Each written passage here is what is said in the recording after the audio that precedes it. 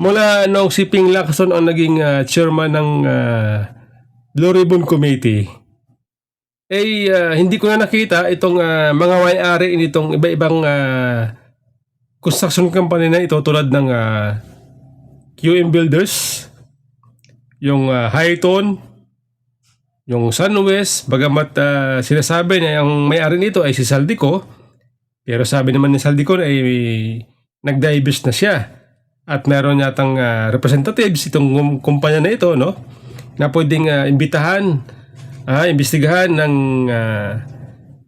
committee. O maging yung iba pang kumpanya na may-ari ng kumpanya, wala na rin.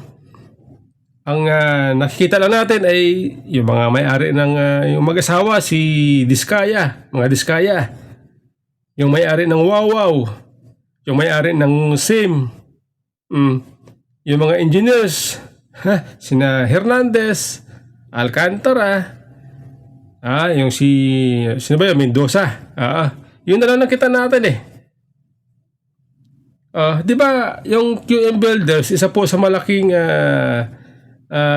kumpanya ang nakakuha ng kontrata sa gobyerno. Yung Sunwest, yung Highton, isa po sa mga malalaking kumpanya na nakakuha ng kontrata sa gobyerno, bilyon-bilyon. Bakit parang sila hindi na napasama sa investigasyon?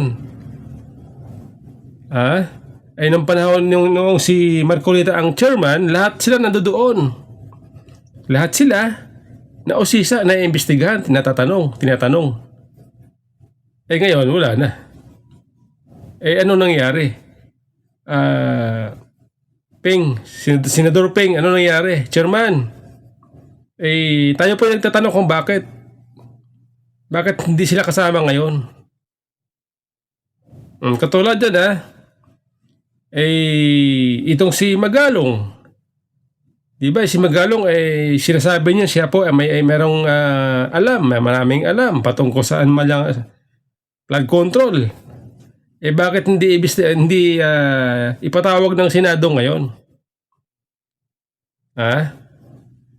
Nung nakaraan, pinatawag ni Marcolita, kaya lang parang tumanggi ito si Magalong kasi nga sabi niya, gusto niya muna unahin itong Congress. Ngayon, sinasabi ang Congress sila po ay ititigil na nila ang kailangang investigasyon. Siguro time na para imbitahan si Magalong. Time na para imbestigahan, ipatawag ng Senado si Magalong. Kasi ang dahilan noon ni Magalong, kaya ayaw niyang umutin muna sa Senado kasi nga, gusto niya munang unahin ang Congress para daw,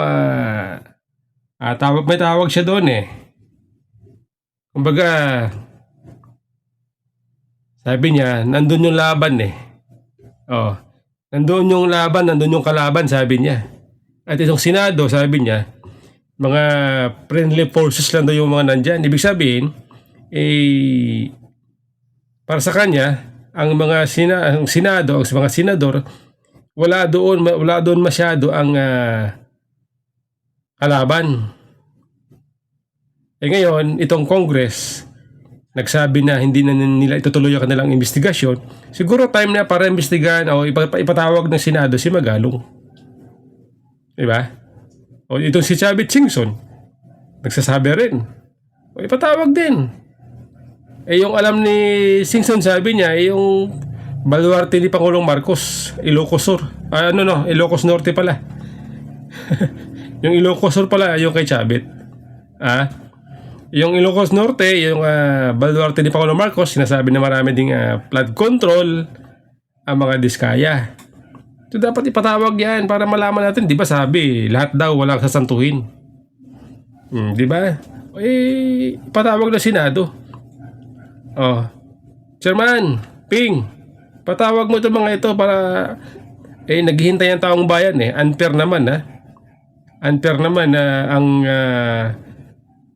tutukan nyo lang itong ibang contractors katulad ng mga Diskaya.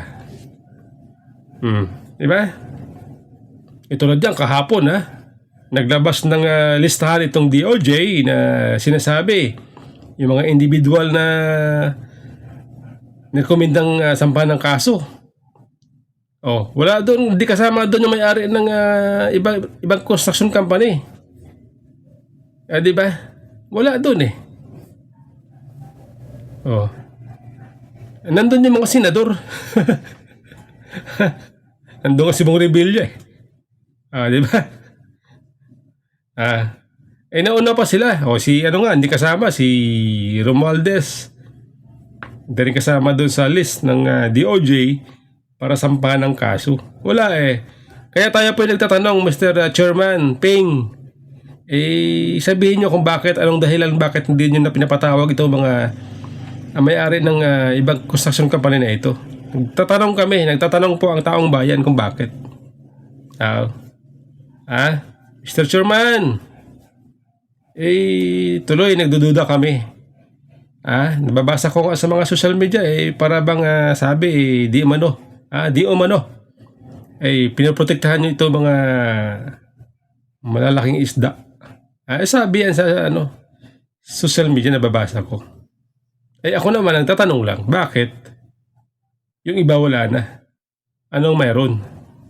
Anong problema? Gusto namin malaman. Yung mga yun kasi malalaking pera din ang kanilang nakuha kontrata bilyon-bilyon, di ba? Isa sila, kabilang sila sa mga malalaking kumpanya na nakakubra ng kontrata sa DPWH. Kaya gusto nating malaman kung sila din po ba ay merong ginawang anomalya. Para malaman natin, para gusto din natin sila makita na kapag meron silang ginawang kalokohan, madibanda sila. Yun po ating hangad, Mr. Chairman Ping Lacson. Oo, sir. Sana sa susunod ng hearing ng committee makita na natin itong mga pagmumukha nito mga ito. Yan lang po, Chairman. Tanong ko lang bakit.